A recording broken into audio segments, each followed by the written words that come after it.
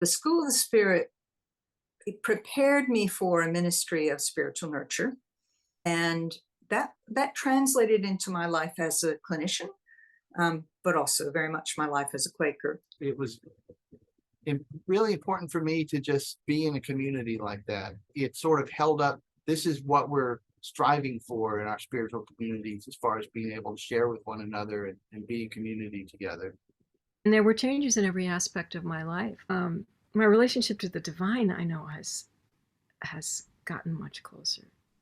I've taken risks I would never risk before, because I can feel spirit upholding me. Not only is my spirituality deepened, but I've gained more clarity around what my ministry is, and just gained more confidence in claiming that.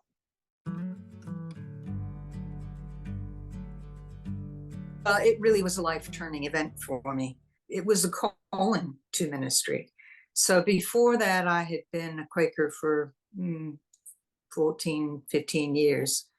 And I'd always been hungry, always hungry for more. School of the Spirit opened up for me new ways of thinking about prayer. And what I've discovered when I teach is that if I don't have my prayer life right, I have nothing to offer.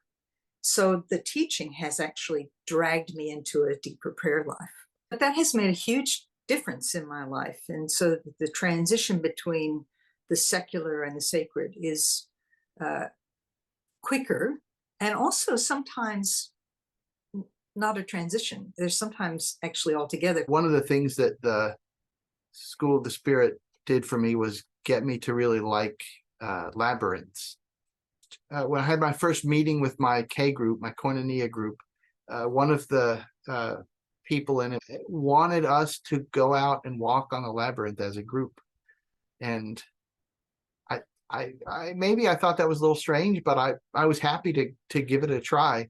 And I found it was a really powerful experience for me doing it as a group, but then it also just made me like walking on that labyrinth. And so that became, while I was there, I walked on the labyrinth every day, every morning. That was my morning spiritual practice. And I think that our ministry, our witness, our activism grows out of a life of prayer.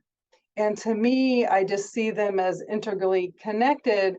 For me, particularly, it's when I can really focus on and kind of claim a deeper confidence in my experiences in prayer that really help me to move out with more certainty than I would probably otherwise. And it's only through ongoing prayer and the discernment that comes out of that that I really can gain this sense of where I'm going, where my path, where I'm being guided. I really can't do one without the other. I think our lives really kind of take on more kind of depth of meaning, and we can live with more freedom to the extent that we really feel like we are guided in that way.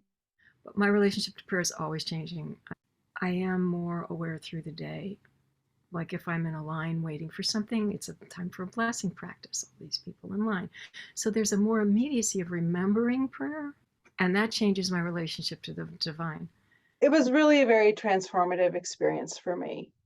It was transformative because of the depth of community that School of the Spirit provided.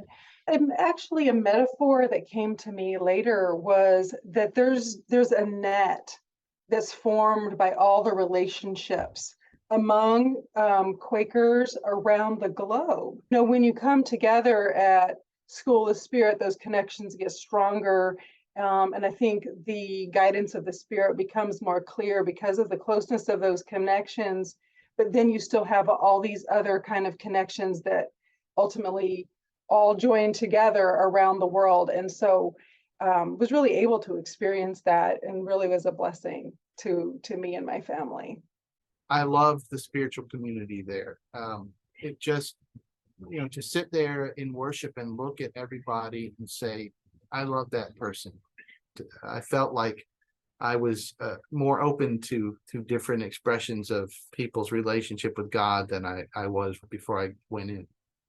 And also I just more accepting of myself, because I was always very self-critical, and people just showed me what my gifts were. And a lot of the things that I wanted to change about myself, people instead made me appreciate those things about myself, so that I was happy with them.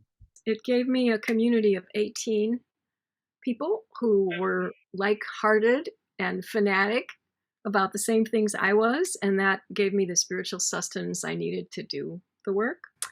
It gave me a small group of 5.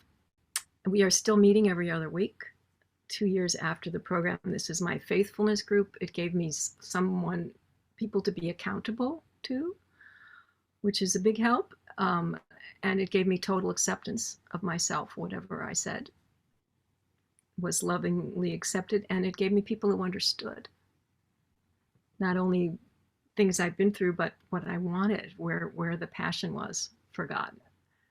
It was phenomenally effective. From the preparation beforehand through the first day of the first residency, and even now, things ripple through a couple of years later. I had found a quote in Britain's Faith and Practice in their 1980s edition, and I think it's still there. And I made it into a query for myself, which was, can I allow my life to be broken open and poured out for the world? I knew I wasn't there, and I didn't know how to get there. And I'd been 15 years or more living with this query. And the point of participating in God's power that first time was to find where there was resistance to fully giving ourselves and our lives to God, and then dealing with the causes of that resistance. And that worked for me. I had already sensed a call to ministry, but I think the program really provided a more kind of intense experience for me that kind of led me to grow into that probably more quickly than I might have otherwise. And so I was in a centering prayer group, and we were doing Lectio Divina. In the process of the Lectio Divina, what had come to me was that if I was to be a shepherd, that I needed to allow myself to be shepherded. A spiritual director of mine had recommended, if I hear something like that in prayer, that I should honor that. And so I decided, well, I'm going to go back into prayer later, just to recognize that I had heard that and I was looking to respond to that. And it was out of that moment that I got the sense that I was called to be a pastor to leaders and organizations. One of the biggest benefits of the spiritual nurture class for me had to do with I basically took up dressing plain as a result of that. That was an important thing for me.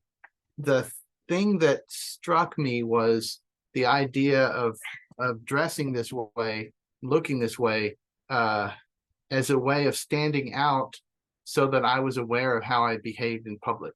One of the things about the beard was it was a symbol of Christian pacifism, and I liked the idea of just making that statement, even if people don't look at it and think, oh, symbol of Christian pacifism, but it was still important to me. And then the other was to invite conversation.